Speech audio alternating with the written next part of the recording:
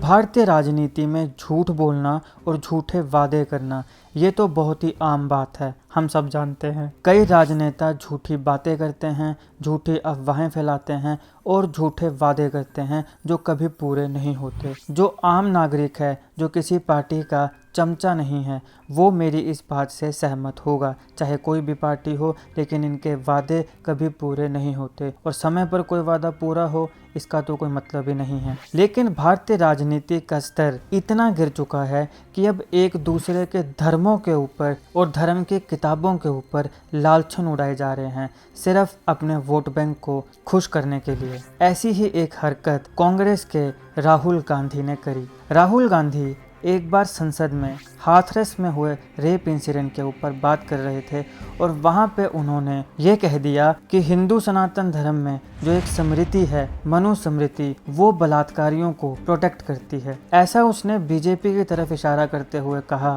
कि बीजेपी के लोग मनुस्मृति को मानते हैं और मनुस्मृति में बलात्कारियों को बाहर घूमने की आज़ादी है, जबकि जिस लड़की का रेप हुआ है उसे मनुस्मृति के मुताबिक पनिश किया जाता है।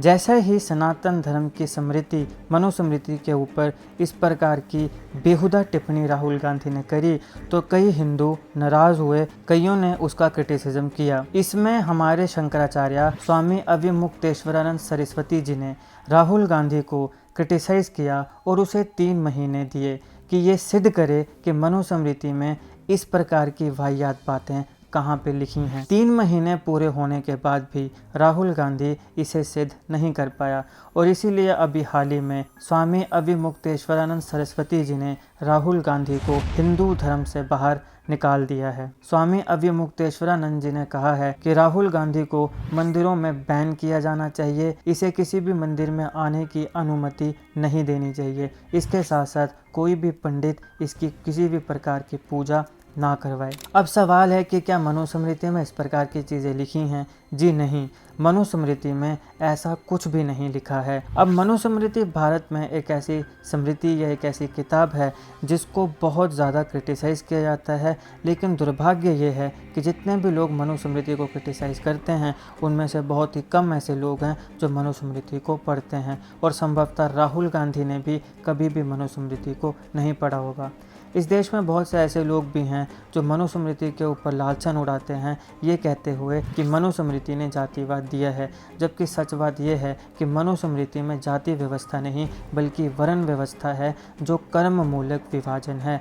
यहाँ पे कर्मों के आधार पे वर्ण दिए गए हैं, ना कि जन्म के आधार पे। लेकिन इस प्रकार की बहुत से झूठ और भ्रांतियाँ सनातन धर्म और इनकी अलग अलग किताबों और स्मृतियों के लिए हमारे देश में फैलाई जाती है ताकि हिंदू सनातन धर्म को बदनाम किया जाए। और दुर्भाग्य ये है कि राहुल गांधी जैसे पॉलिटिशियंस भी इस प्रकार के बातों में आके बजाय इसके कि इसका खंडन किया जाए, इन्हीं चीज़ों का समर्थन करते हैं। अभी कुछ समय पहले राहुल गांधी ने भगवान श्री राम को भी एक मिथोलॉजिकल कैरेक्टर कह दिया था, जिसके बाद प्रोटेस्ट तो हुआ, लेकिन राहुल गांधी कभी भी माफ़ी नहीं मांगे, ना भगवान राम को मिथोलॉजिकल कैरेक्टर बोलने के लिए और ना ही मनुस्मृति का नाम खराब करने के लिए।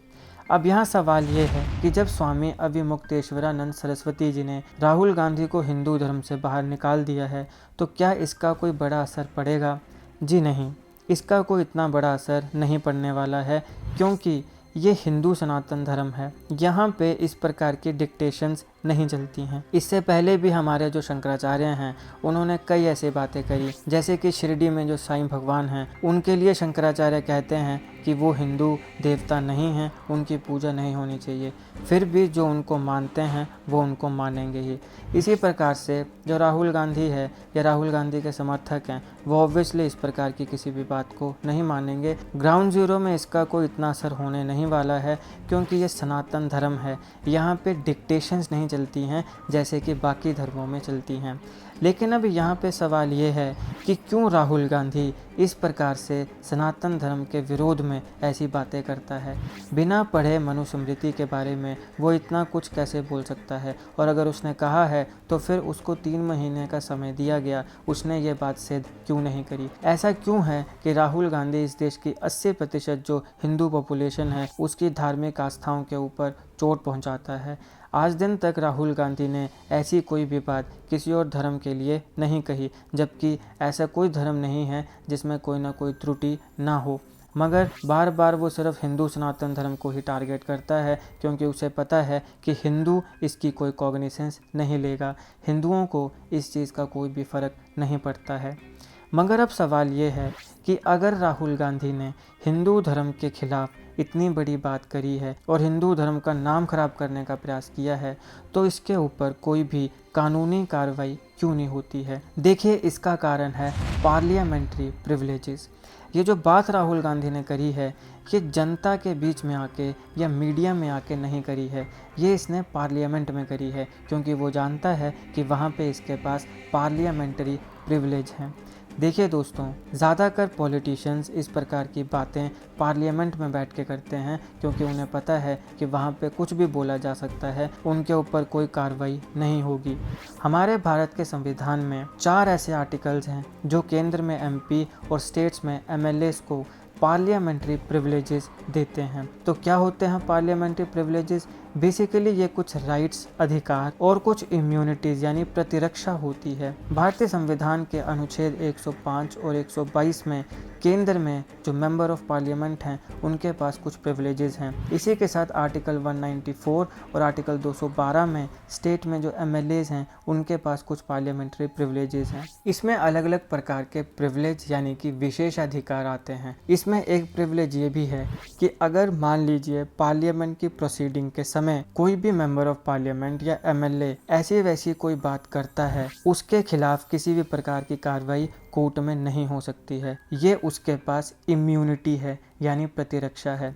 ये कारण है कि ज़्यादातर पॉलिटिशियंस इस प्रकार की बेहुदा बातें पार्लियामेंट में बैठ के करते हैं, ना कि पार्लियामेंट के बाहर मीडिया या जनता के बीच में। अगर यही बात मीडिया या जनता के बीच में आके कही होती तो इस समय तक उसके खिलाफ कहीं ना कहीं पे केस दर्ज हो जाता, लेकिन क्योंकि ये पार्लियामेंट में कही गई है तो ये इसके पास विशेष अधिकार है कि इसके ऊपर कोई भी कार्रवाई नहीं होगी। बहुत हैरानी की बात है कि इस प्रकार की बातें करके इतनी बड़ी पॉपुलेशन और हमारे सनातन धर्म को नीचा दिखाने का काम हो रहा है। तो अब आपका इसके ऊपर क्या कहना है? अगर धर्म से रिलेटेड कोई भी बात या दावा करना है तो बाहर आके आपका फ़र्ज़ बनता है कि आप उसे जस्टिफाई करें। मनुस्मृति की किताब खोल के अगर राहुल गांधी ने पढ़ी होती तो शायद वो इस प्रकार की बातें नहीं करता, मगर अफसोस ये है कि यहाँ पे क्या सही क्या गलत है उससे लेना देना नहीं है। यहाँ पे सिर्फ अपने वोट बैंक को खुश करने से लेना देना है। आपका इसके ऊपर क्या विचार है कमेंट बॉक्स में लिखना बिल्कुल मत भूलिएगा। मुझे आपके कमेंट्स का इंतज़ार रहेगा। आपको वीडियो कैसी लगी वो भी आप कमेंट बॉक्स में लिख के बताइएगा। मुझे आपकी फीडबैक का भी इंतज़ार रहेगा। वीडियो को लाइक, शेयर और चैनल को सब्सक्राइब करना बिल्कुल मत भूलिएगा। मिलते हैं ऐसी एक और मज़ेदार वीडियो के साथ, तब तक के लिए आपका बहुत बहुत धन्यवाद।